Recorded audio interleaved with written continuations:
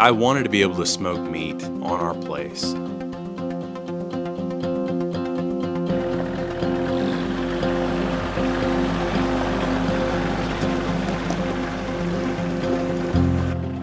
Anyone that has had a good smoked brisket or a good smoked rack of ribs knows how good it can get.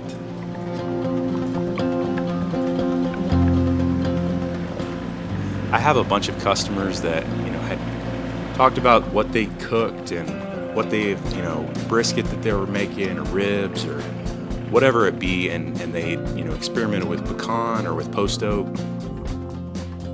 For a while I thought about getting I know it sounds crazy, but getting a pellet smoker. Obviously it's a big advantage to have the pellets and just be able to set it and forget it. I may get a pellet smoker one day, but with all the firewood that I have tons of post oak, a bunch of pecan, mesquite.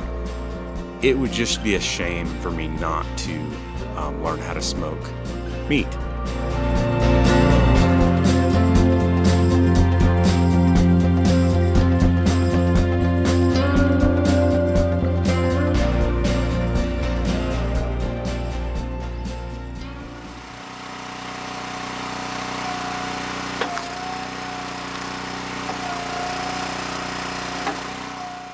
I just love brisket and ribs, and I wanted to learn how to smoke meat. And I wanted to do it the old-fashioned way. I didn't want to get a pellet smoker first, just because it's, really good smoked brisket and smoked ribs are done the best with post oak or pecan or mesquite, and it's done over several hours, and it's low and slow, and it makes the difference. I mean, you have yourself a really good rack of ribs that are smoked right, you will know.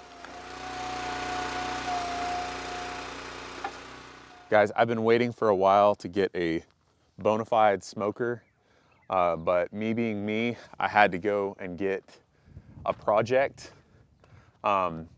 This thankfully is mostly together, but I do want to make some modifications to it. As you guys know, if y'all have watched my channel, I'm big into firewood, and with that, being here in Texas, I can't help but be into barbecue as well. But I've never had a bona fide smoker, but this is it. And so I'm gonna show y'all around. It's basically all ready to go. I do need to do some cleanup on it and take some of the rust off. So first off, this is an old propane tank that they basically, I think this was an 8-footer, and they just cut it in half. But whew, the beauty of this thing, look at this. It has got a lot of space. So looks like I can put a few briskets on there. I don't know how many yet, but we are going to find out.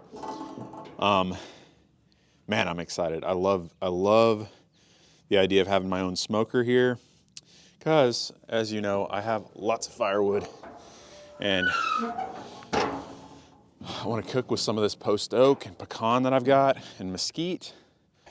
This is all 1/4 inch. And this tank is 1/4 inch as well, along with the firebox.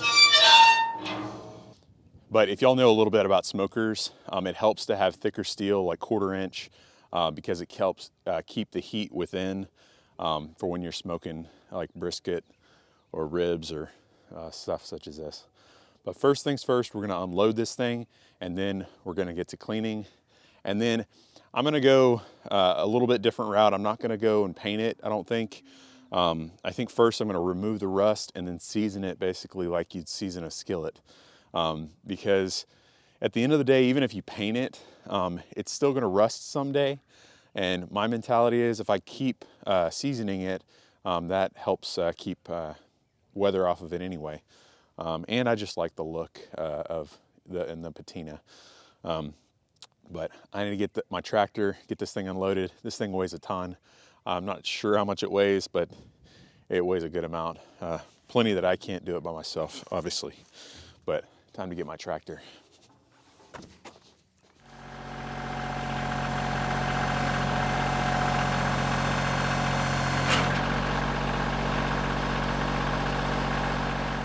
It's easy enough just to go to a big box store and buy yourself a smoker, but that's just not me.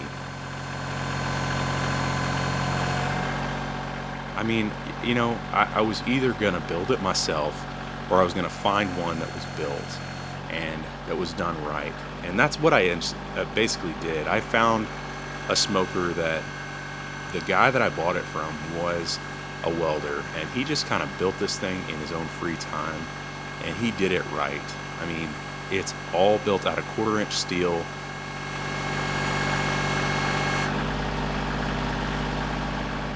I drove several hours north of us, and I went to go pick it up. I was kind of wondering what kind of situation I was getting into because, you know, does this guy have a forklift or a tractor or something to lift this thing? This thing's gonna weigh a ton. I brought my dump trailer, which I'm glad I did. You know, regular trailer, I don't know that I would have gotten it up on this thing. I don't know how much this thing weighs. It's probably, man, it's gotta be like 300 or 400 pounds, maybe 500. It's huge. It weighs a ton. It's not one of those things that you want to lift or try to move with you or even two people. It's not ideal for that. But the situation that I came to was the guy did not have a tractor. He did not have a forklift. He did not have an engine hoist. He didn't have anything. It was sitting in the backyard. I brought my dump trailer, and it was, you know, okay, let's figure this out. Let's just say this. We practiced the art of what the Egyptians did to build the pyramids. Basically, we moved this thing a little bit at a time. I got as close as I could with that dump trailer. We got it up on end. I put the dump trailer up, kind of in an upward position a little bit in order to make it easier to get it up onto my trailer. Thankfully, we were able to get it on there. I really should have a winch or something on the back of my dump trailer. I mean, looking back, we got it on there. It wasn't easy, but it was worth it. This thing was awesome.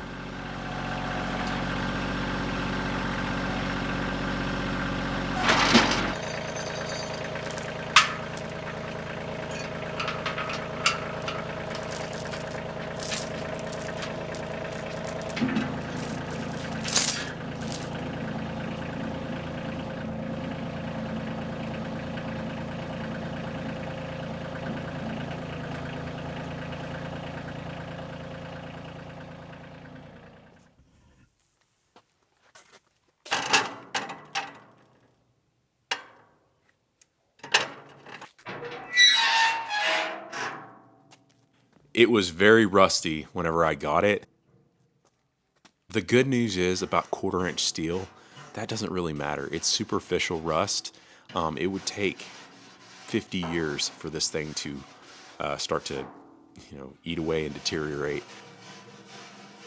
The surface rust that you have on 1/4-inch steel, you can clean off with a wire brush or with a wire wheel or a die grinder or something like that.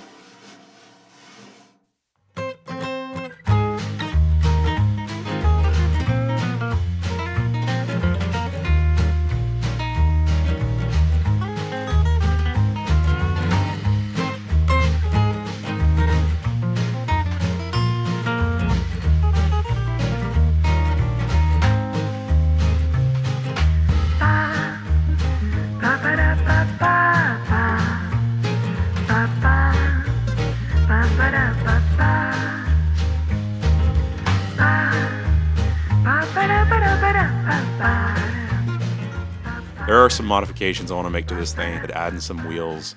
I probably want to mess with some stuff on the firebox, and I'm still thinking about the stack. I'm thinking about possibly moving it. We'll see, but that would involve some welding and stuff like that, so I got to figure that out. Some major cutting and structural.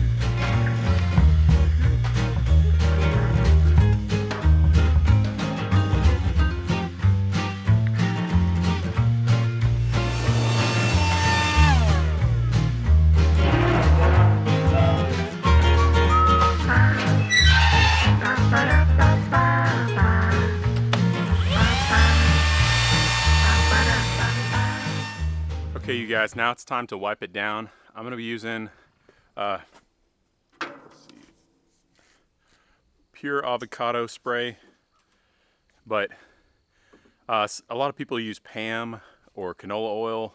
The main idea is an oil that you can spray to season the smoker. I've heard some people use avocado oil. This is what I have. This is what I'm using. So I'm gonna spray it down and then wipe it down a little bit, and then I'm gonna get the fire going.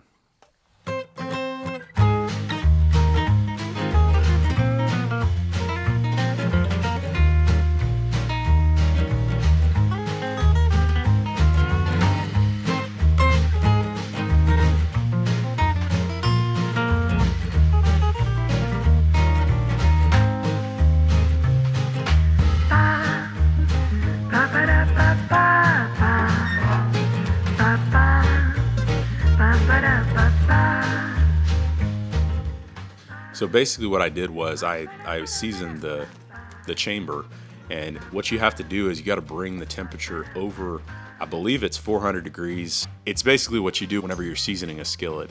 It's the same thing, and in the long run, as much as you use a smoker, that gives you the protection that you need for rain. And what you need to do is just continue to do that every so often. Spray Pam on there, bring it up to temperature, and let it cook, and it will season your smoker. It turned out really good. I like how it turned out. I found a great YouTuber. His YouTube channel is called Mad Scientist Barbecue. He uses like different experiments, and he tries different things, and he shows, you know, his experiences with those things just to improve and continue to make a better and better barbecue. I watched a couple of his videos, and I saw an awesome video, and I'll put a link to it in the description, but on some awesome pork ribs. In order to keep the ribs cooking consistently, I had to continually watch the temperature, open the door on the firebox to either cool it down, or if I needed to heat it back up, close it more, and consistently add small pieces of firewood just to keep a consistent temperature.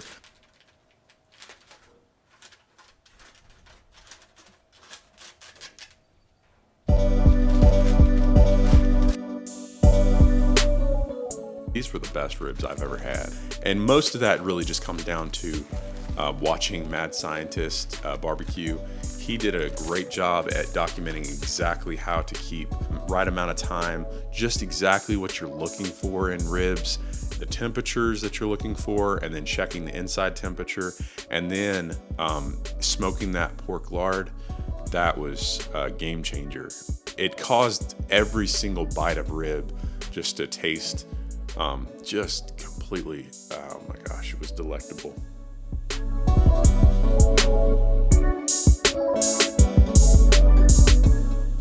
Be sure to put down in the comments what your favorite type of smoking wood is and why.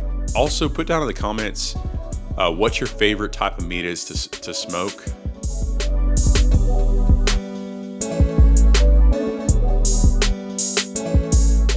Thanks you guys for joining me today.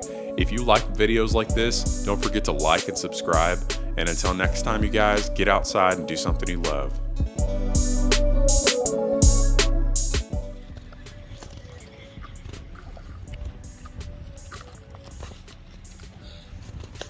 I need to plant something back here. Ugh. Oh no, no more blackberries.